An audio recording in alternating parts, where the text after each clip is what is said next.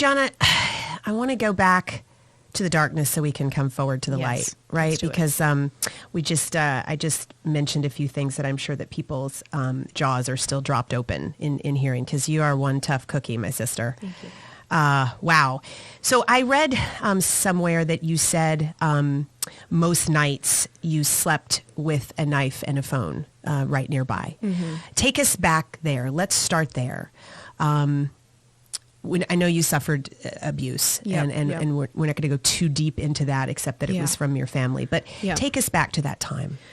So I grew up in a very, very physically and emotionally abusive setting at home, and my parents were divorced, and my dad wasn't around, and he wasn't aware of what was going on, and it was almost daily where I was physically abused and thrown out and had to stay with friends and had to fight back. And I would constantly work out. And in my teens, I found a friend who owned a gym.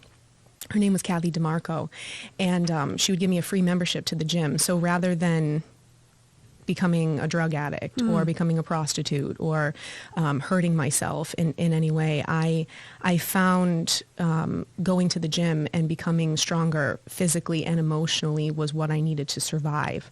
So I became obsessed with going to the gym. Like, I would skip school, and I just wanted to become physically tough to be able to defend myself and fight back, and mentally too, and emotionally too.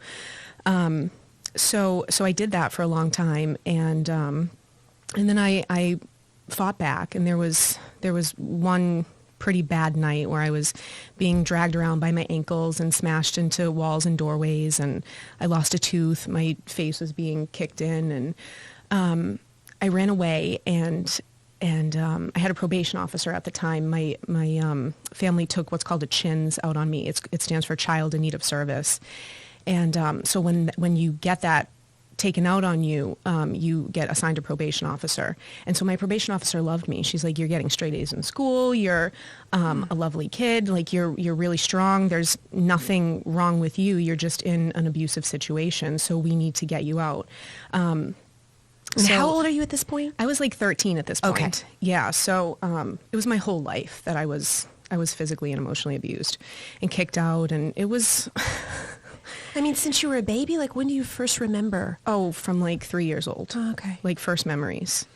But it's okay, like, talking about this and sharing my story, because I have forgiven, and I have been healed. I truly feel like I've been healed, and God has healed me, my mind, my body, my spirit, my soul. And I don't just say that because it sounds fluffy. It's really the truth, and it's powerful. I feel like I'm talking about a movie.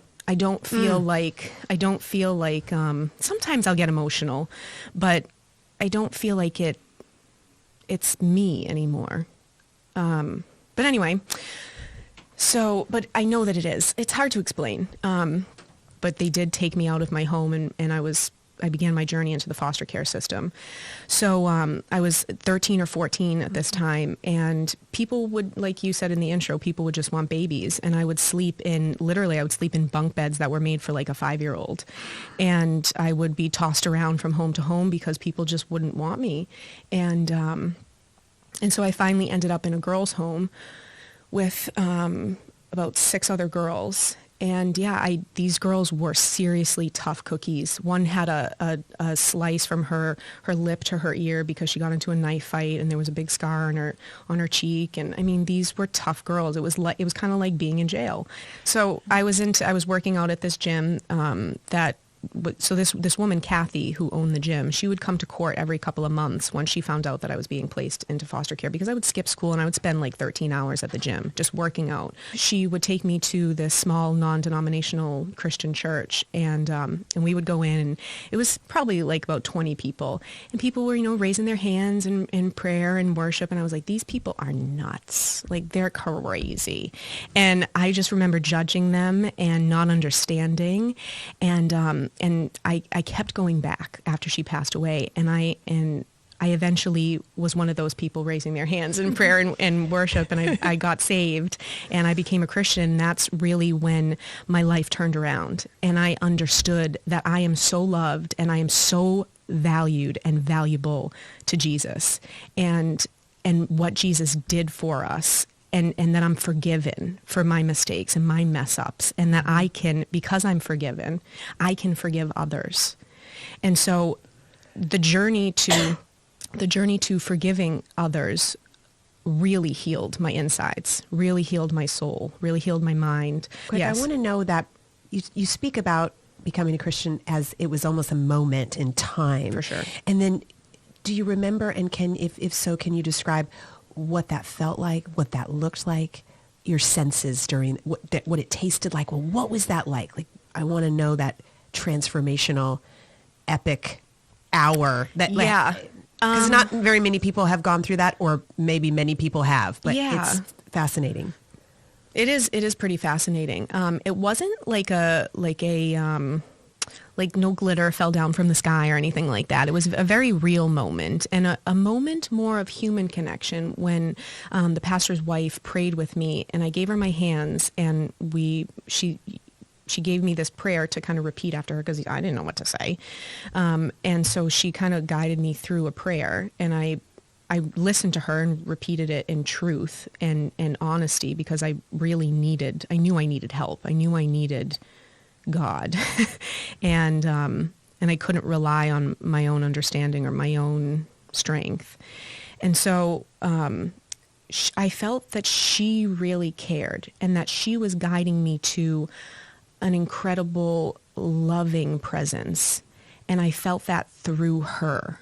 And I think that's how God speaks to us, through each other and through his creations, and our ability to understand and feel those connections and love, and even through animals, and even through flowers and trees and his beautiful creations, and our ability to understand that and see it and accept it.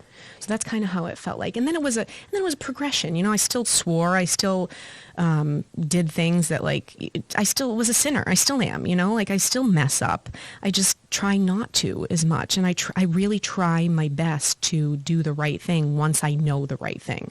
And I hold myself accountable to that. So it was a progression. It just wasn't like, oh yeah, great, I'm perfect now. No, of course not. Great. Yeah, there was a moment. You said there that you couldn't rely on your own strength. Yeah. And was that because you had been relying on your own strength, but you hadn't felt completely loved doing that? You were just surviving, not thriving? Is that? Exactly. Okay. Exactly.